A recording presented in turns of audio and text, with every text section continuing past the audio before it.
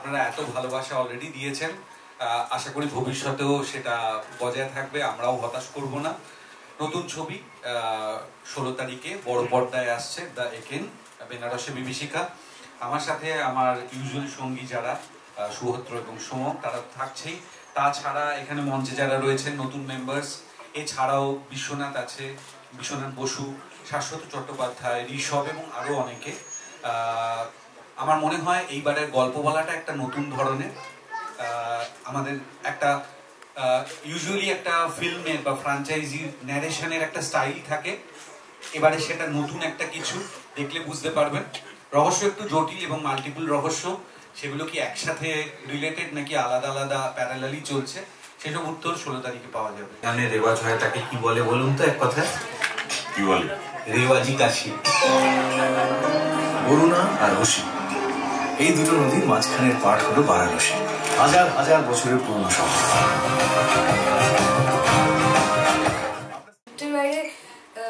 বিভিন্ন চরিত্র বিভিন্ন জায়গায় চলে যাচ্ছিল, এরকম একটা বন্ডিং। ওরা যদিও বহুবার এই কাজটা করেছে, আমি দেবেশ দা, হ্যাঁ, প্যারালাল একটা স্ক্রিপ্ট চলছিল। জয়দীপদার ফ্লোর সবসময় এরকমই থাকে, হাসি খুশি, আর বন্ডিং হওয়ারই কথা এরকম। আমি এর আগে বহু কাজ করেছি, এই কাজটা এই টিমের সঙ্গে প্রথমবার, হইচইয়ের সঙ্গে যদিও বহুবার কাজ করা হয়েছে, তো সব মিলিয়ে দারুণ হয়েছে। ইভেন আমাদের দেখতেও মজা লাগছে, ট্রেলার যতবার দেখছি নিজেরাই হাসছি, মানে নিজেরা হাসছি মানে হচ্ছে নিজেরা তো সবটা জানি, জেনে শুনে হাসছি, মানে আপনাদের সবার ভালো লাগবে। দেখবেন 16 তারিখে আসছে বেনারসে বিভীষিকা। জয়েন করলাম একেনের টিমকে, যে একেন বাবু, বাপি, প্রমোদ, তাদের সকলের সঙ্গে আমাদের একটা অ্যাডভেঞ্চারে যাওয়ার সুযোগ হলো। এবং এই ট্রেলারটা দেখতে দেখতে আমার মনে হচ্ছিল এটা অলরেডি বার 5 আমার দেখা হয়ে গেছে, এখানে আবার দুবার দেখলাম। এই মিউজিকটা শুনলেই না একটা অদ্ভুত ফিলিং হয়, মানে সেটা এত একটা ভালো লাগার ফিলিং, তাতে রোমাঞ্চ আছে, তাতে মজা আছে, তাতে বেড়াতে যাওয়া আছে। তো এই জিনিসটা এত ভালো লাগে একেনের ব্যাপারে, যে কারণে আরো একবার বলা যে এই টিমের সঙ্গে যুক্ত হতে পেরে আমরা খুবই খুবই আনন্দ পেয়েছি। তো এইরকম অসংখ্য মজা রয়েছে, এবং এটা সব থেকে বড় কথা যে রোমাঞ্চ।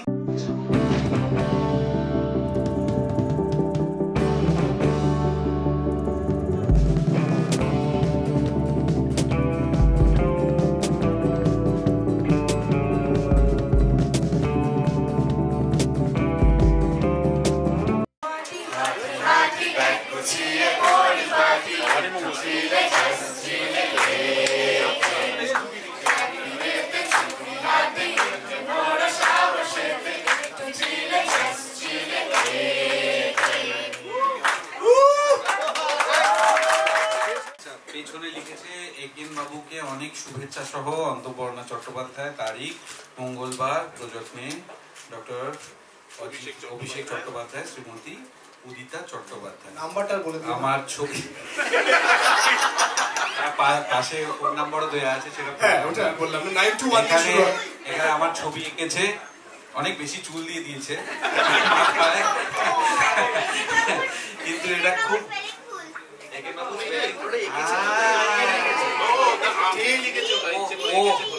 ও আমাকে আরেকটা অন্য নাম দিয়েছে, ওকে, থ্যাংক ইউ।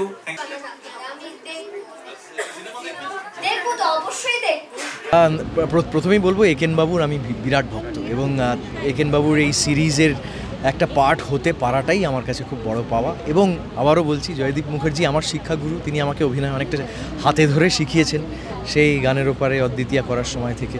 তার সঙ্গে প্রায় বছর 10 বাদে আমি কাজ করছি, তো এইটা আমার কাছে একটা অ্যাডিশনাল মানে বিরাট বড় পাওয়া।